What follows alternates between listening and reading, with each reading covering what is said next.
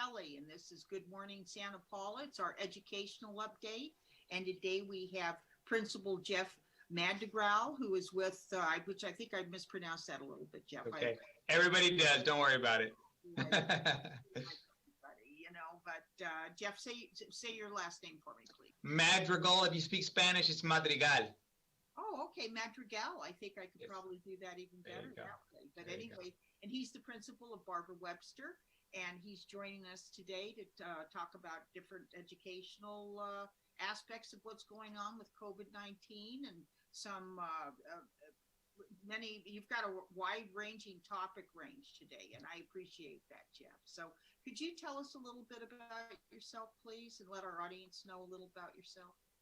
Yeah, I live in Ojai. I've been living there for many years. I've been here at Santa Paula at Webster for going on 9 years now, I think. Gosh, time flies.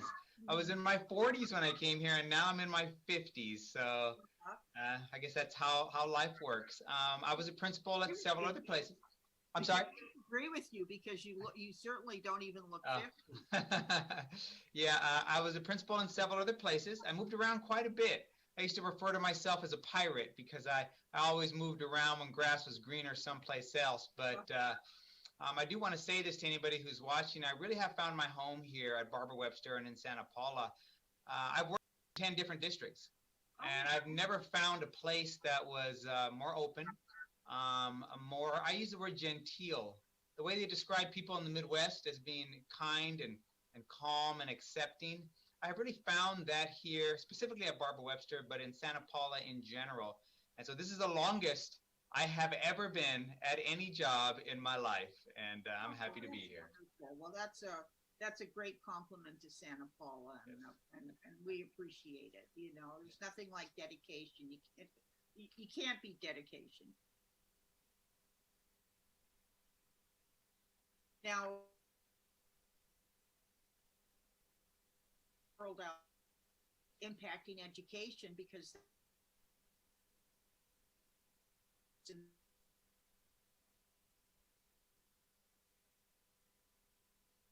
how do you work with the children that maybe they're struggling? I mean, you said something about academic intervention. What does that mean?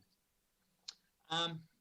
Before the pandemic hit and when we were still all here, we had something at Webster called the Learning Center. I won't go into too much detail about it because it's complicated and it takes a while to explain, but basically we had formulated a system in which if you were a struggling reader reading below grade level, you received pull-out specialized small group instruction 5 days a week. And we were seeing over a quarter of our students every single day. It was a program that I personally have been working on for over a decade and that I brought here, actually it's more than a decade now, gosh, it was like 12, 13 years ago, and that I brought here and the staff adopted and we implemented it, and in the early stages it was nothing like the way it was before the pandemic. It wasn't until a very talented RSP teacher, that's a special ed teacher, named Brandon Sportel came to us. I actually recruited him from another site that I worked at, and he basically put that system into overdrive. And by the time the pandemic hit, we were regularly seeing over 100 students a day, moving the needle on those kids, helping them read, having them jump up multiple grade levels in a single year, to the point where some of our lowest kids were actually affecting us on the spring test, the CASP test, which is a very difficult thing to do, because many of those kids do not do well on that test. It's at grade level or above, and they can't register necessarily on that test because many of the questions are just too hard for them. Yes. But after 3 years of Brandon being here and then 5 years with me working with people before that, those kids were starting to score in a way where some of them were passing parts of the CASP. And our test scores were the highest that they'd ever been not last spring, but the spring before last. And it was a very hopeful situation. And so Webster has how many students approximately? 400? About 340 now. We've declined over the years quite a bit. Okay, yeah, that's true. Well, people aren't having children, and it's all sorts of different reasons. So, but in regards to what happened afterwards, I assumed that was all going to go away.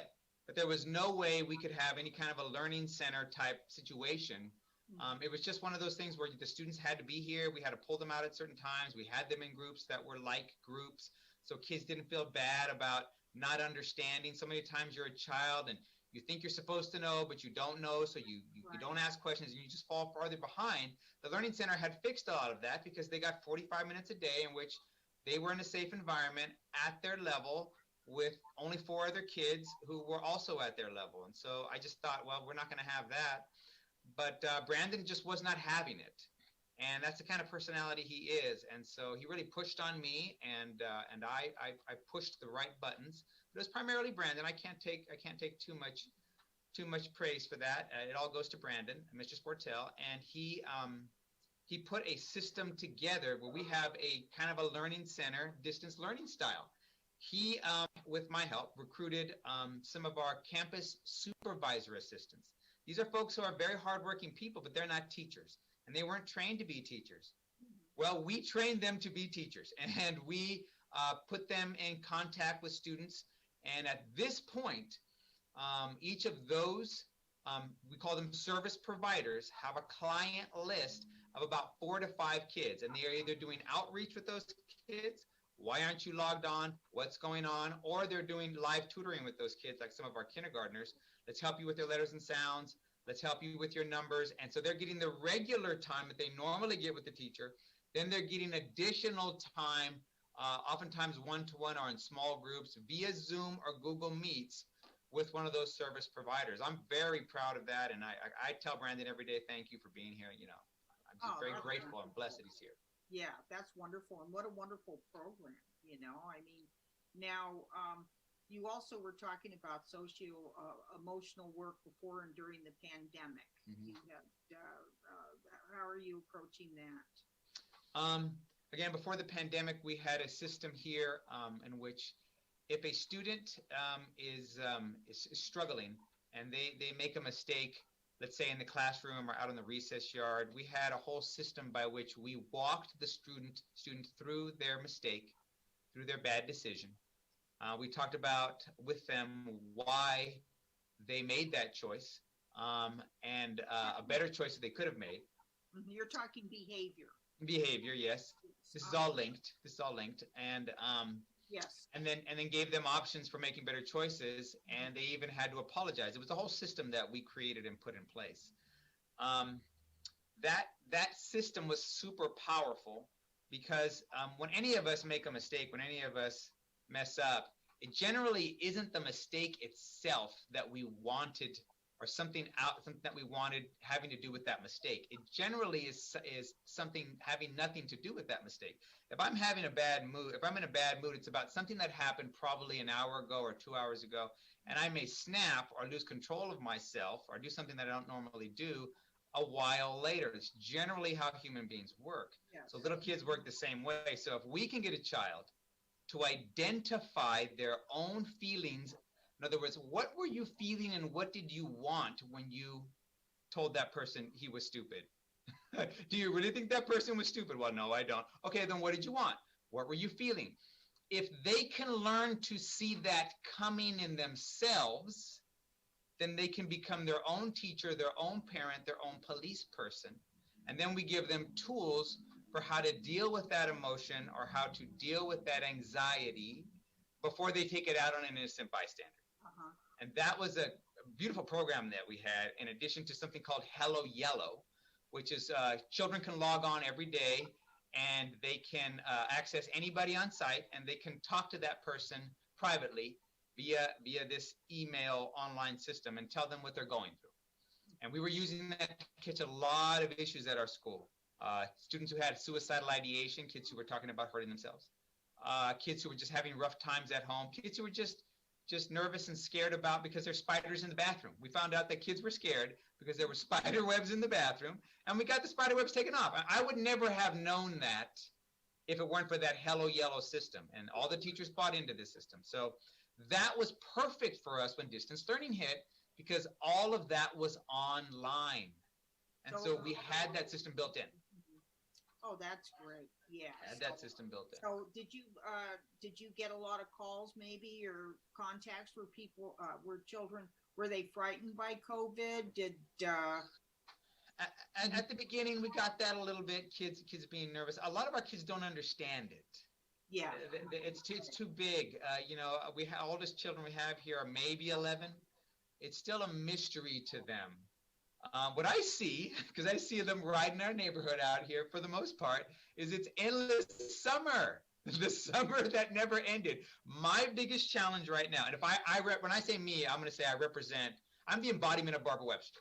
So what my biggest challenge as Barbara Webster is trying to get them to realize how critical this time is. You must log on.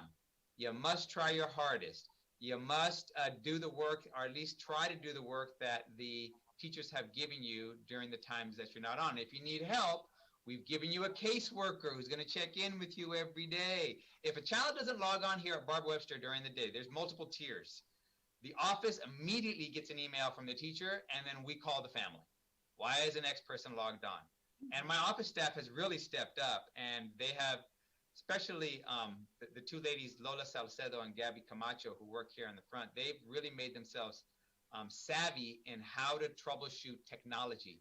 Something I don't think they ever thought they would have to do. But we have parents walking right up to the gate. We got gloves on. Let me see your Chromebook. Okay, press this button, this button, this button, this button. Okay, here's your Chromebook. Do you understand how to do it? Yeah, I got it. And then they go back and they continue on with their classes. So I think have a pretty good system to keep kids logged on and remind them that just because it's sunny outside doesn't mean that summer didn't end. Summer did in fact end, and it's time to get back to work. So I'm proud of the work that we've done during this time. It's not perfect by any means, and we want the kids to come back, but we've done the best we can with the tools that we've been given. Well, speaking of coming back and tools, I guess there's a beautification project too. Yes. At the campus. Yes. Yeah. You know, that bond passed a couple of years ago in the city, and the district made some promises to the community as to how that money would be used. And they've really, in my opinion, lived up to that promise. You know, when I first got here, I remember having a conversation with somebody and them saying, I'll retire, and they even said, be in the grave before this school, meaning Barbara Webster, gets air conditioning. And I thought, oh, wow, that's a lack of faith in our kind of the government of our district. But that didn't happen. You know, once that bond money came, and especially in the last couple of years, every building in my school has air conditioning. My school got a brand new roof last year. My school got a brand new library last year. My school got, for the first time ever in 100 years, a parking lot, which was a big deal for us. More recent, yes. Beautiful parking lot. And we got an outdoor classroom, which is beautiful, with a state-of-the-art garden there with proper irrigation and seating. Is beautifully done. Then we got our blacktop redone, right? I mean, I have nothing to complain about. And then the last step, which was my thing. It's like, I'll be retired before this happens, a paint job. And I have been grinding on this since I got here. I have a whole rap about paint. And my thing is that when you're a school in a struggling neighborhood, socioeconomically struggling neighborhood, that you need to be like a light on a hill. You need to be a beacon. You need to be like a hope that there is a better life for me through education. And so the way the building looks is very important, you know. And when kids come here, I want the chemistry of their brain to change. I want them to be able to say, you know, this is a different place.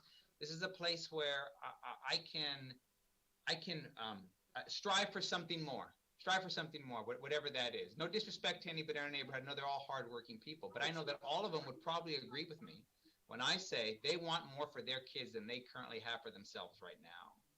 And I want the school to reflect that. Sure. Now, explain to people that don't know where Barbara Webster is located. It's on Saticoy and 11th Street. We're over here by Guadalupe Church. What else is over here? I can't remember the name of that park. It's escaping my mind. But everybody knows Guadalupe Church, so we're over here in Guadalupe. Is that the largest campus in the district? Or no, Glen City is the largest campus. That's in the middle of town. Right. Why do I even ask? Yeah, but I know that Barbara Webster, I mean, that's huge too, you know, or good size. What's your school mascot there? The Bobcat. That's right. It's the Bobcats. The Bobcat. So when are the Bobcats going to be coming back? Do you think to the to their home? Oh, before I forget, though, I just want to say this about the district. So I was grinding on a paint job. That paint job is coming. The board approved it. I couldn't believe it. They had people down here, and we're talking about color now. And so we're gonna be painted inside and outside. I know most people will be like, "Oh, big deal to paint job." It's a big deal for us. To me, it's the last step here. And we already were a beautiful school, but we're going to be an aesthetically pleasing school. So I'm sorry, what was your question again? I'm sorry. Oh, that's okay. I wanted to know that when are the students, when do you anticipate the students coming back to see all these wonderful improvements? Yeah, I don't know. I don't know. I know that that's being negotiated, as it has been with all of the bargaining units across the state. And our team of leaders is I know working very hard, and our bargaining unit teachers and classified folks are working very hard. They want to come back. As far as an exact date, I don't know. I know that we as principals and leadership have been working very hard to create plans. I have really, really detailed plans. Of course, what did Mike Tyson say? Everybody's got a plan till you get hit in the face. Yeah. So, in the first day, I'm hoping that most of those plans will work. I really think that they will, but right now I don't have an exact date. We're trying to possibly bring a small group of kids back, maybe a grade or two before Christmas, and then after Christmas, maybe the rest. But like I said, I don't know. Sure. Do you think, what kind of an impact do you think? I know the kids are going to be very excited, and I also know probably class sizes are going to be rethought and different shifts of children and a combination with the distance learning. But I think that'll be just wonderful for everybody. You know what I mean? Yes. Oh, well, I bet you've missed the kids. Yeah, we do. I see them every once in a while here when they come to the gate, or some kids have been allowed to come on campus to get tested if they're special ed kids. And one of the things that I didn't anticipate when this happened was children give you energy. At least they have. The only job I've ever had has been in teaching. I became a teacher very young, and then I became a principal, and that was it. So I don't know what it's like to work in an office, a real office, 9 to 5. And so this is kind of like that. There's benefits to it. I'm not gonna lie about that. It's quiet. I'm able to get a lot of work done. So there's that. But it's much more difficult than I thought it would be. There's a sense of isolation, a sense of almost like a bit of sadness without those personalities here, and I don't have any fights to break up. I don't have any drama to deal with, but I'd rather have that than this silence that we currently have right now. You'd rather be hearing kids laughing and all that other stuff, and the excitement of their voices when they start school and greeting their friends. Oh boy, well, it's going to make me cry. So really, I have an effect of people on that with that, so don't feel bad. Well, that's all right. Well, listen, I certainly appreciate your visit today and updating the parents that are so concerned about what's happening with the school and everything. And is there anything you'd like to add before we sign off? For my parents who are watching and parents across the district, we just sent out a survey to all parents asking parents what learning model they would like for their children. Either remain on distance learning or come back in the hybrid model. Right. The hybrid model will be, as most people know, 2 days a week. You would either be in cohort A or cohort B, so you might be a Tuesday and a Thursday or a Wednesday and a Friday. Everybody would be on distance learning on Monday. It's very important, parents, that you fill that out. When we know how many people are coming back, then that'll determine our staffing, and that gets the ball rolling. It's very difficult for us to plan until we know how many people are actually going to come back. And I just want to say to parents, we do have a detailed plan to keep students socially distant, to make sure that they don't share waters or share any equipment or share any desks. There's more than likely only going to be 12 kids in every class. The day is going to be shortened. We're going to do our best to keep the kids safe. In fact, I would say that Santa Paula has spent more time planning than possibly other districts, and we've learned from some of the mistakes that the other districts are encountering because they've opened. And I think we're going to be able to pull this off pretty smoothly. Oh, well, that's great. Well, I'm looking forward to it. I really am. Yeah. Well, thank you so much, Jeff. It was a pleasure talking to you. Thank you, Peggy. I've seen you at meetings, board meetings over the years, and you've always got a great attitude. So keep that attitude together, okay? Thank you. Thanks for the time. Thank you. And once again,